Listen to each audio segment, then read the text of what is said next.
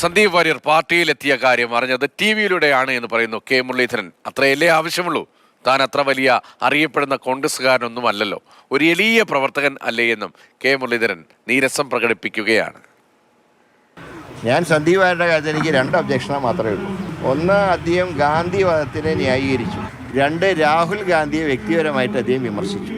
ഈ 2 കാരണങ്ങൾ കൊണ്ട് മാത്രമാണ് സന്ദീപ് വാര്യരുടെ വരവിനെ മാത്രം ഞാൻ എതിർത്തത്. പക്ഷേ പാർട്ടി ഒരു നിലപാട് സ്വീകരിച്ചു, അദ്ദേഹത്തിനെ സ്വീകരിക്കാൻ തീരുമാനിച്ചു. അത് ഇന്നലെ മുതൽ കോൺഗ്രസ്സുകാരനായി. ഇന്ന് പാണക്കാട് സാദിഖ് അലി ശിഹാബ് തങ്ങളെ കണ്ടതോടുകൂടി അത് UDF-കാരന് പോയി. ഇനി അതിനെക്കുറിച്ച് ഫർദറായിട്ടുള്ള ചർച്ചയില്ല. പിന്നെ ഈ വരവും ഒന്നും വന്നില്ലെങ്കിലും കോൺഗ്രസ് പാലക്കാട് ഉറപ്പായിട്ട് ജയിക്കുകയായിരുന്നു. ഇല്ല, ഞാൻ TV കണ്ടിട്ട് അറിയാം. അപ്പോൾ അത്രയല്ലേ ആവശ്യമുള്ളൂ. കാരണം ഞാൻ അത്ര അറിയപ്പെടുന്ന കോൺഗ്രസ്സുകാരനൊന്നും അല്ല, ഞാനൊരു എളിയ പ്രവർത്തകനല്ലേ.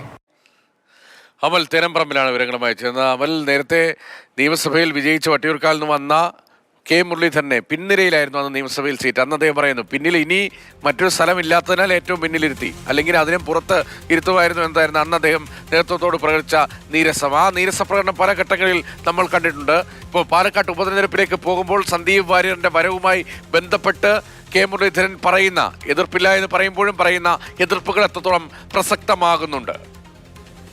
കെ മുരളീധരൻ കഴിഞ്ഞ കുറച്ച് ദിവസങ്ങളായി ഇങ്ങനെ അതൃപ്തി പ്രകടിപ്പിക്കുന്നുണ്ട്. പ്രത്യേകിച്ചും ഫേസ്ബുക്കിൽ ഒരു വീഡിയോയൊക്കെ പങ്കുവച്ചിരുന്നു.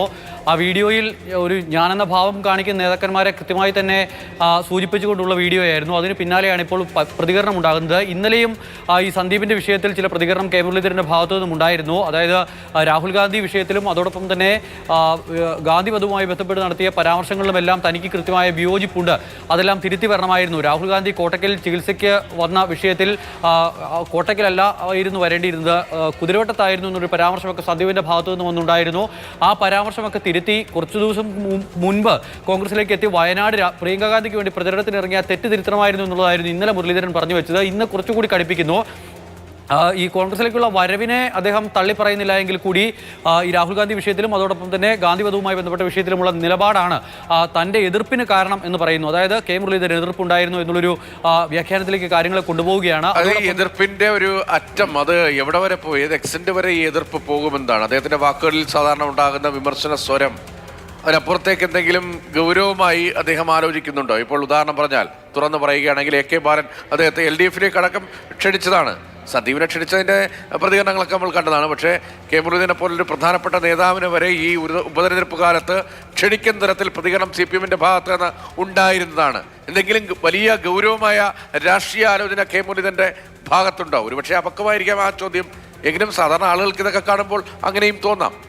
കെ മുരളീധരനെ സംബന്ധിച്ചിടത്തോളം ഏറ്റവും പ്രധാനപ്പെട്ട പ്രശ്നമെന്ന് പറയുന്നത് മുരളീധരനുമായി നേതൃത്വം കൂടിയാലോചന നടത്തുന്നില്ല എന്നുള്ളത് തന്നെയാണ്. പ്രത്യേകിച്ചും പ്രതിപക്ഷ നേതാവ് VD സതീശൻ കൃത്യമായി തന്നെയുള്ള വിവരങ്ങളൊന്നും കെ മുരളീധരനെ അറിയിക്കുന്നില്ല. രാഷ്ട്രീയകാര്യ സമിതി അംഗമാണ്, അതോടൊപ്പം തന്നെ മുൻ KPCC അധ്യക്ഷനാണ്.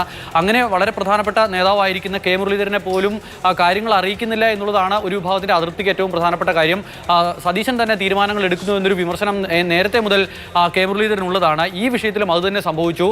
ഈ സന്ദീപ് വാര്യരുടെ വരവുമായി ബന്ധപ്പെട്ട വിഷയത്തിൽ VD സതീശൻ ഒറ്റയ്ക്ക് തീരുമാനമെടുത്തു എന്നുള്ളതാണ് ഈ അതൃപ്തിക്ക് കാരണമെന്ന് അത് പറയുമ്പോൾ ഈ കെ മുരളീധരൻ്റെ പ്രതികരണം കേൾക്കുമ്പോൾ തന്നെ നമുക്ക് വ്യക്തമാകും. താൻ ഈ വിവരം അറിഞ്ഞത്, സന്ദീപിൻ്റെ വരവിൻ്റെ വിവരം അറിഞ്ഞത് TV-യിലൂടെയാണ്.